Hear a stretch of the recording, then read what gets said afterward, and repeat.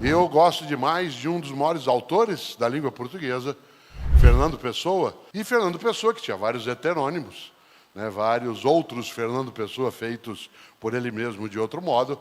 Um deles é Álvaro de Campos. E Álvaro de Campos tem um poema, claro, que é do Fernando Pessoa, mas com a pessoa do Álvaro de Campos, que ele começa com uma ideia que não é fácil de lidar, em que ele diz: os desertos são grandes e tudo é deserto. Tudo é deserto. Essa frase é uma frase de desalento. Os desertos são grandes e tudo é deserto. A ideia do deserto como um lugar árido, sem fertilidade, onde a vida tem que lutar imensamente para persistir. Mas nesse poema, grandes são os desertos e tudo é deserto. Esse desalento se instala dentro de umas frases que o Álvaro de Campos, Fernando Pessoa, coloca, que sempre me intrigaram muito. E uma delas, para mim, sempre foi assustadora. Todas as vezes que eu parei para pensar como é que eu ganho a vida, e aí no duplo sentido de novo, ganhar a vida como sustento e ganhar a vida como condição de dignidade, de decência, né, de identidade. Eu me lembro que nesse poema ele traz uma expressão que é: comprem chocolates à criança a quem sucedi por erro. Olha que expressão difícil de lidar.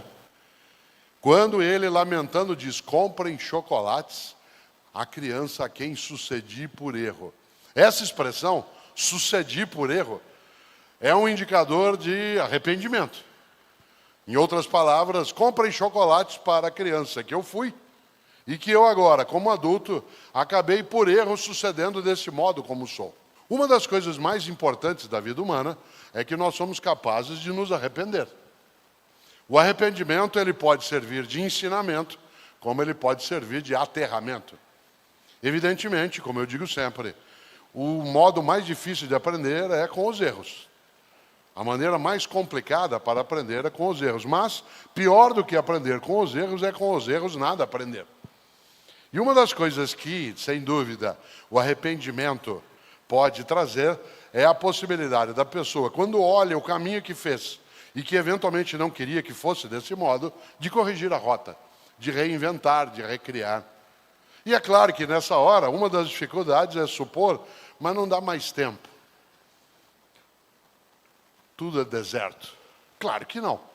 Sem simular aqui um auto-engano, sem aqui fingir que as coisas sempre elas darão certo se eu assim desejar, nós não temos essa capacidade toda. Não basta que eu queira para que as coisas aconteçam, embora não querer seja uma garantia forte de que não virá. Ainda assim, o querer, o desejo, o empenho, ele é uma parte da garantia do êxito, mas não é, de maneira alguma, né, toda a garantia. Nós temos circunstâncias, nós temos ocasiões que nos atropelam em relação às coisas que desejamos fazer.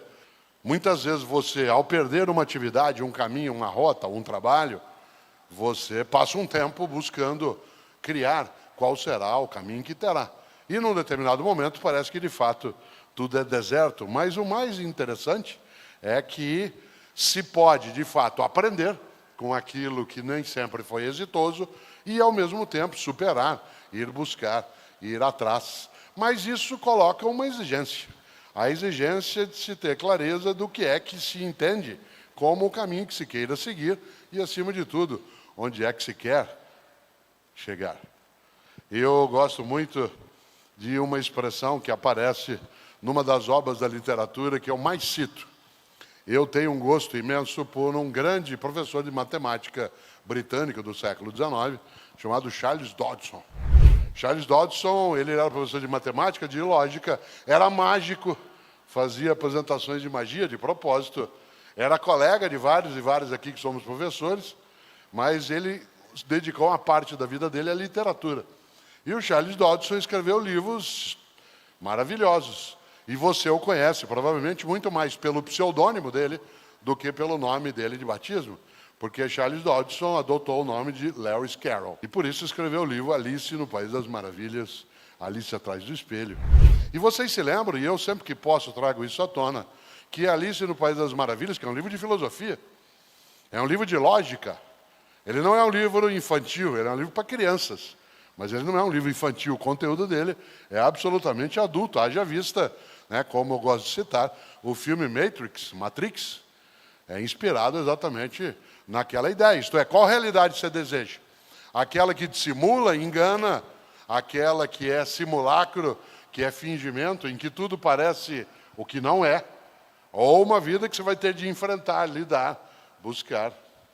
Nesse sentido, é claro, que a opção feita, né, no filme Matrix, no primeiro deles, é exatamente encontrar um caminho que, mesmo que árido, complicado, te permitirá atravessar o deserto sabendo que é deserto, no lugar de fingir que não é, ou no lugar de esquecer ou de alienar-se em relação àquilo.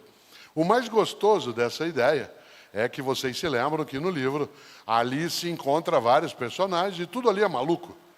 Tudo ali é maluco. As coisas acontecem numa ordem travada, as coisas você tem o tempo todo alguém que está para lá e para cá, dizendo eu estou atrasado, e vai para essa gente em vários momentos.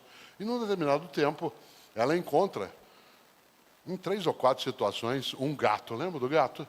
Eu coloco isso que eu vou dizer agora no livro chamado Não Se Desespere.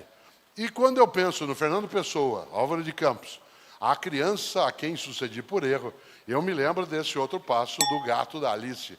O gato que faz parte do folclore britânico, faz parte da tradição das histórias infantis no mundo britânico, mas que ali na história é um gato, você lembra, que aparecia e desaparecia. Ele ia desaparecendo aos pouquinhos, ficava só o sorriso dele ao final. E é assim que ele é descrito também, né, pelo Lewis Carroll. A Alice o encontra, vez ou outra, mas há uma vez definitiva, em que ela, não sabendo onde está, perdida, ela vê o gato no alto e diz assim, o senhor pode me ajudar? O gato diz, claro. Ela fala, para onde vai essa estrada? O gato faz a grande pergunta da vida. Para onde você quer ir?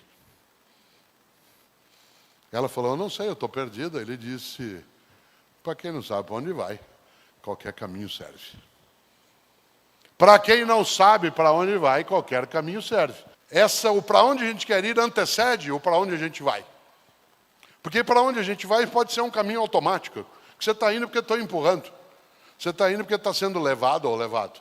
Mas para onde você quer ir, em última instância, é o teu propósito ou o meu propósito.